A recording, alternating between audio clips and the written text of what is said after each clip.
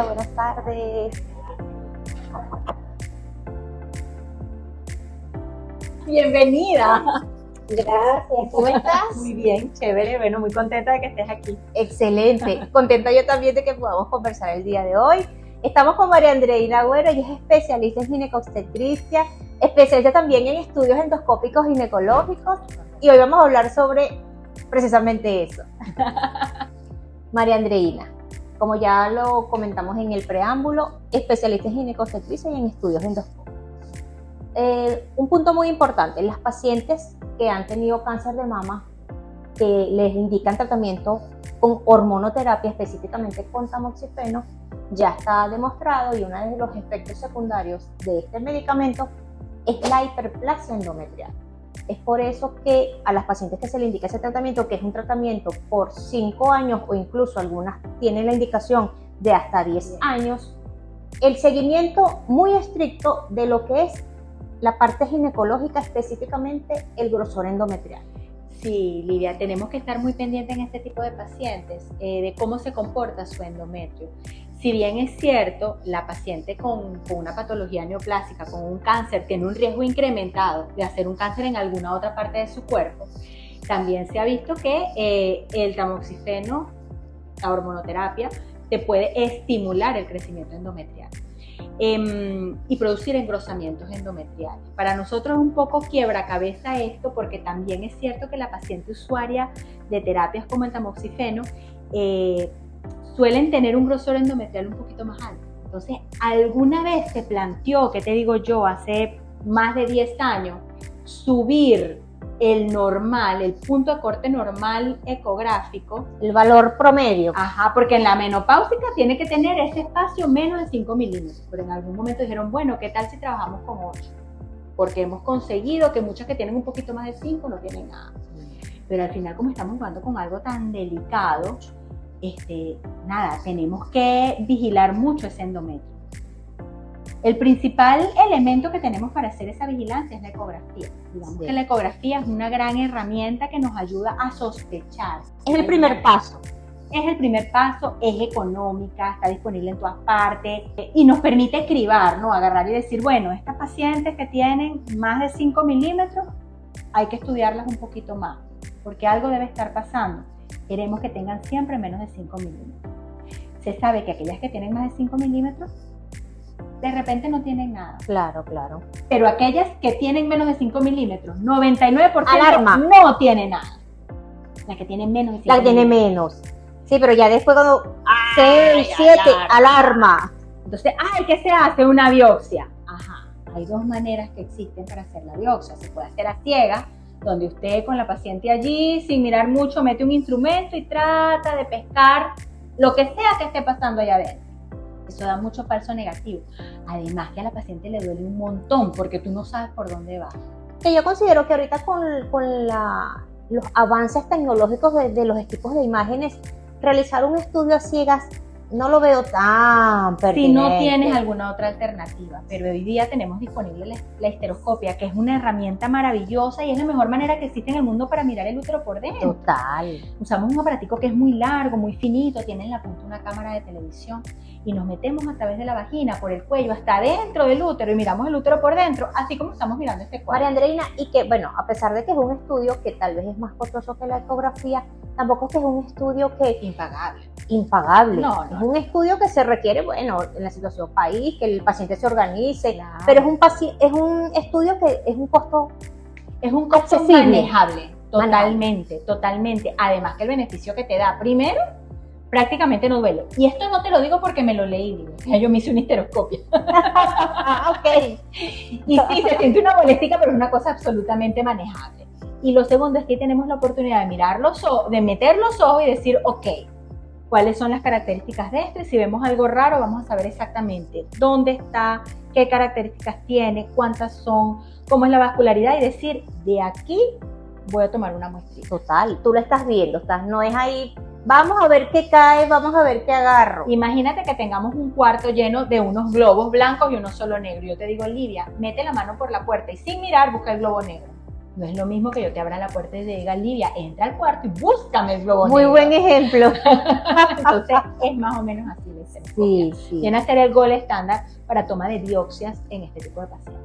María Andreina, y por lo menos en el caso de que te llegan a la consulta mujeres que no tienen ningún antecedente de patología mamaria, pero ¿cómo tú enfocas a la paciente que tiene una patología mamaria que está tomando tamoxifeno y, por ejemplo, le ves un endometrio de 6 milímetros? ¿Qué haces en ella? Inmediatamente, bueno, comentarle, la paciente ya generalmente viene bien informada por su mastólogo de los efectos que puede tener este tipo de terapias en el endometrio. Es muy importante explicarles que eso no es normal, es lo primero, y segundo, que hay que estudiar, hay que ir más a fondo, ver de qué se trata.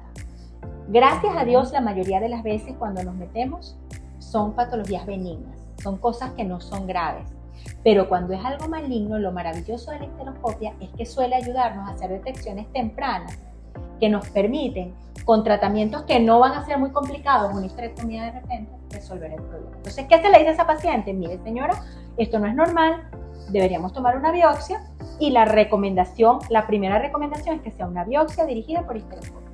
Sí, y algo muy importante que mencionaste, que ya esa paciente viene con una información previa que le ha dado su mastólogo, y realmente Correcto, es así. La paciente que acude a los controles mastológicos que está tomando tamoxifeno en este caso, se debe tener presente y se les debe solicitar una evaluación ginecológica.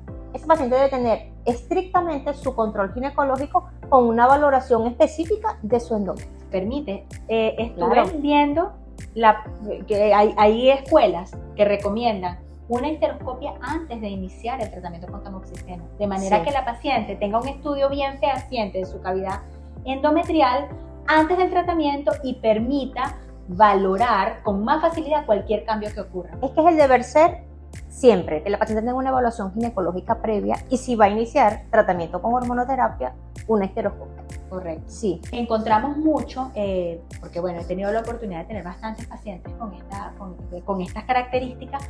Gracias a Dios, yo diría que es el hallazgo más frecuente que encontramos, es atrofia, que es lo que se supone que tiene que ocurrir y es algo muy bueno, ¿no?